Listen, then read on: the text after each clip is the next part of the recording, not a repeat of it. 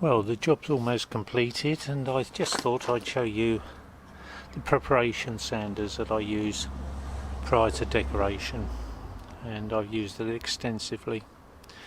The Black & Decker mouse, these are very much a stalwart of decorators. I've got a couple of them because I have different grades of paper. Rather than change the grades, it's better to have another sander. The downside of it are some of these, the leads are particularly short.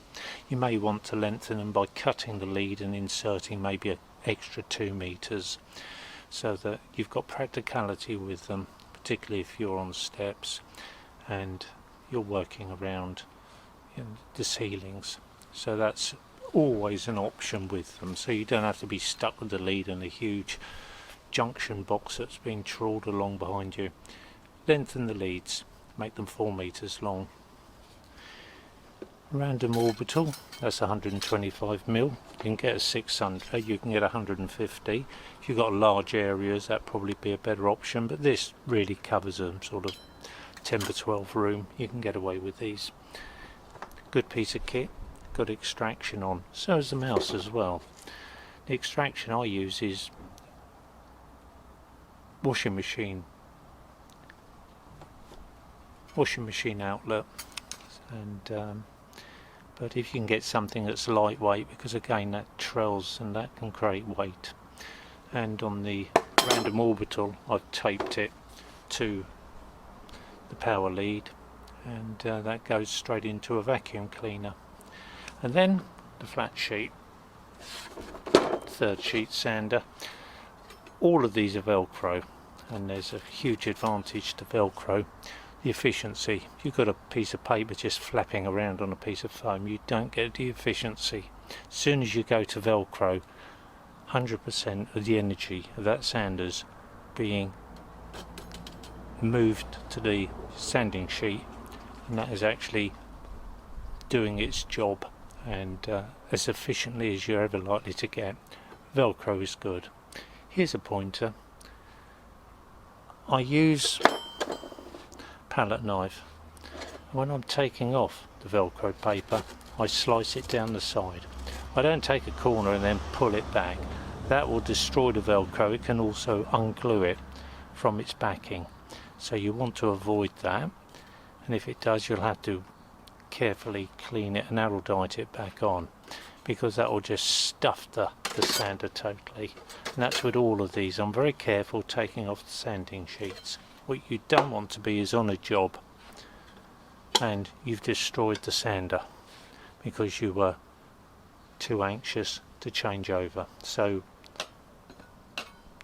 mouse, in fact I've got 3 of them, use the different grades on them, 60, 80, I sometimes finish off with a fine. The random orbital, that is a really powerful tool. That has changed totally sanding, and it also extracts a lot of dust. You know, it's all taken out. It's not, you're not filling the room up with dust. And then a flat sheet sander, I find those useful for certain applications, or if I've got an extra bod with me, I can hand it over to them and they can just go along. It's pretty useful on skirtings, but I would say, and you need to actually achieve something which is flat. The random orbital is top of the list. Everyone should have one of those before they start a job, and you need at least one mouse as well to get into the detail. And of course at the end of the day you can use your fingers and a sanding block. Use a sort of PVC glove and you'll get better contact with the paper, and you'll be able to be more efficient. Each stroke will then do its job efficiently. I hope that gives you an insight. The preparation is everything on this decoration, it really is, and sanding is arduous. Used to be with a sanding block, but these machines now all have got dust extraction on them, and it works.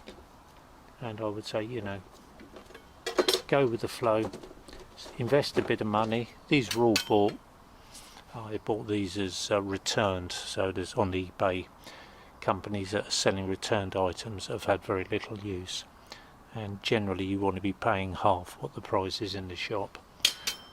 Good piece of kit, and get plenty of papers. The papers are very cheap, and again I buy them from eBay, and I'm always buying at least 100 sheets of various grades.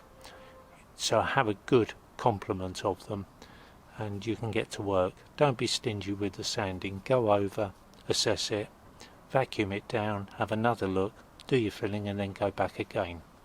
Also use good quality paint. Don't be tempted to save a few pounds. On the whole of this you can use better material and you can achieve a better result, and what also is you're able to revive items, you get them to a better condition. Dulux Trade Undercoat, that really levels things out. 2 coats of that and that really bodies up the surface, and I would say yeah, spend that extra money. It's cheaper than getting someone in.